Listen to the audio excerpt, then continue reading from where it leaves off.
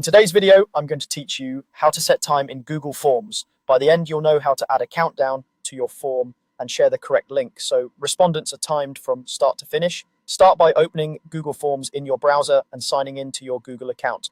You can go straight to your Forms homepage and you'll see your recent forms listed. Click the form you want to time to open it in the editor. If you haven't created one yet, make a quick form first so you have something to apply the timer to. With your form open, look toward the top of the page for the add-ons menu.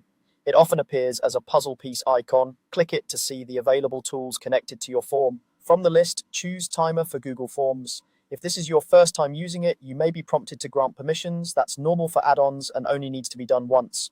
After selecting the Timer add-on, click Open. This launches a panel on the side of your screen where you'll set up the timing rules. In the Timer panel, set the duration by choosing hours and minutes.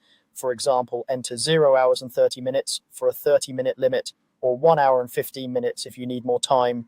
Keep in mind that shorter times create more urgency, while longer times allow for deeper responses.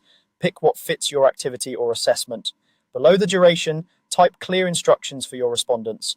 This text should tell people what to expect, such as when the timer starts, whether answers auto-submit at the end, and any rules about not refreshing the page. Keep it concise and friendly so there's no confusion while the clock is running. When your timer settings and instructions look good, use the copy link button in the timer panel. This generates a special timed link. It's important to share this link with your respondents instead of the regular send button link because the timer is enforced through the add-ons link. Paste it wherever you plan to distribute the form, like an email, a classroom page, or a chat. You can also paste it into a new tab to test it yourself and confirm that the countdown behaves as expected. That's it.